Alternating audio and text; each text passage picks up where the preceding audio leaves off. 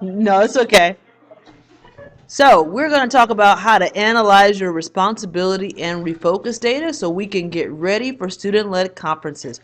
Woohoo! Now, there are dogs in the back, so if you hear some barking, don't be alarmed.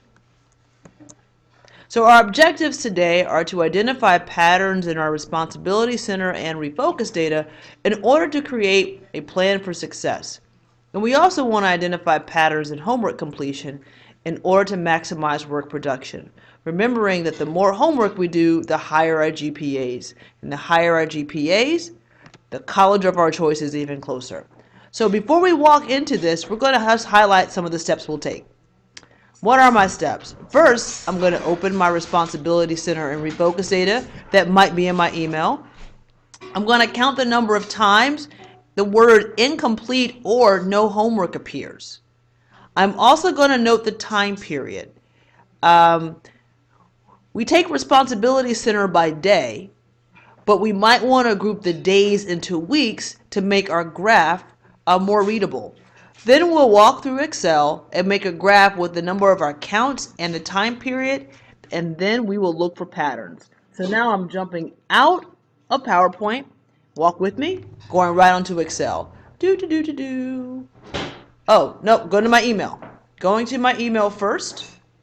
And now I'm looking at somebody's refocus assignments. So as you can see, I'm looking at one incomplete, one no homework, two no homework. So that's a total of 3 responsibility centers, 4 responsibility centers, 5 responsibility centers, 6 responsibility centers, 7 responsibility centers, 8 responsibility centers, 9 and 10.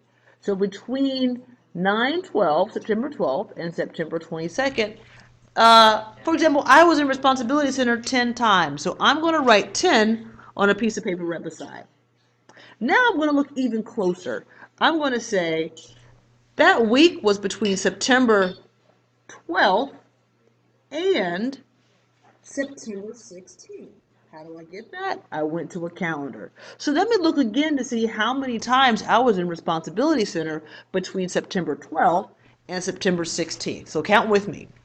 1, 2, 3, 4. I was in responsibility center or was assigned responsibility center 4 times between the 12th and the 15th. So between that week, I'll put a 4 beside it. And then let's look at between the 19th. 1, 2, 3, 4, 5, and 6. So between 9/19 and 9/23, I was in responsibility center, there's that dog, 6 times. Now, because 4 plus 6 equals 10, that adds up to our total, so we know that we've covered all of our bases. So now, let's walk to Excel. For some of us, this will be our first time with Excel, so we'll go very slowly to make sure we all know how to do it. So let's go to our Start button. Let's press that button. As you see all of these programs. Well, you want to click on Microsoft Excel 2010. Boop.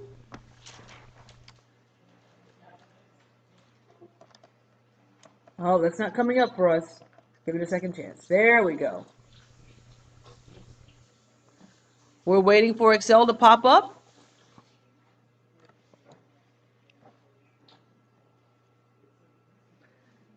There we go. And great. So if your Excel looks like this, the first thing you want to do is go to View, and you want to click Normal, all right? So you have Normal. So we're going to create 2 columns. First we want to do is create a label. First column is time, and I'm going to say, because I'm just looking between September 12th and September 23rd, I'll say week 1, and then I'll say week 2. And I'll say number, the second column will be number of times, oh, in responsibility center. So remember, from our data, we said we were in responsibility center 4 times in the first week and 6 times in the second week. So this added up to our total of 10 for these 2-week periods. So what I'm going to do now is highlight both columns. So I'm going to start in the corner of the first cell, row 1, column A, and I'm going to left click. And then I'm going to drag it to the cell row 3, column B. Then I'm going to let it go. You should make sure in Excel that this part of your screen is highlighted. Now I'm going to go over to Home. Nope, that's not what I want. Insert. So when we see Insert, we have a lot of tools that we can use. We have pivot table, picture, clip art, shapes, but we're going to really focus on this area right here with the graphs. This is when you have to make a decision about the best way to represent this data. You can represent it in a pie chart, bar, area, scatter, column, and line. But for the sake of learning, let's just stick to line for today. So we're going to click Insert a Line Chart. You could either insert a 3D chart or 2D chart, but let's do 2D for now. And I hope this works. Sometimes I have to figure this out by trial and error, so I'm just going to say that up front. Let's click 2D. Oh, perfect.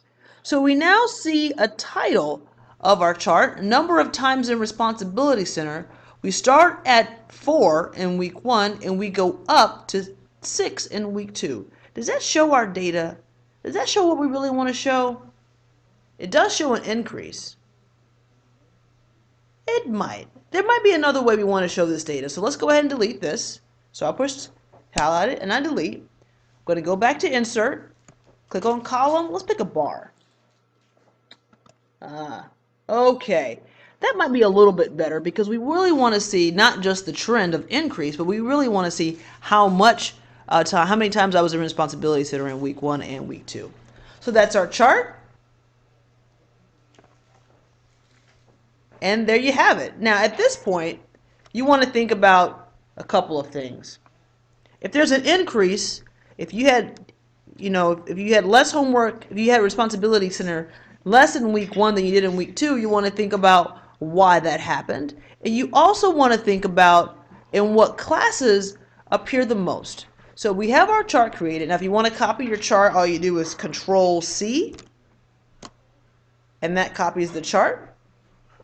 And you can paste it at any site with a simple Control V. So let's go back to our website.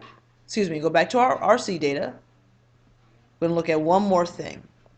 So we also want to see what classes appear most frequently. So I see physics 1, 2, 3 times, 4 times, 5 times. I see geometry 1, 2, 3, 4, 5.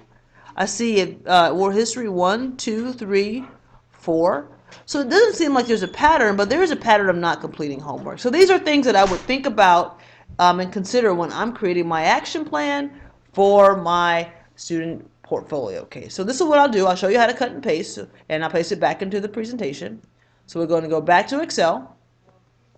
I'm going to highlight it by just pressing on it. I'm going to do Control C to copy.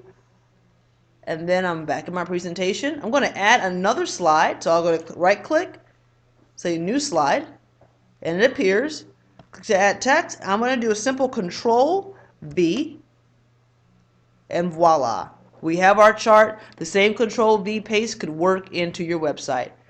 I hope you enjoyed this quick video on how to analyze your responsibility and refocus data, and I can't wait to see the charts and the presentations. Have a wonderful evening.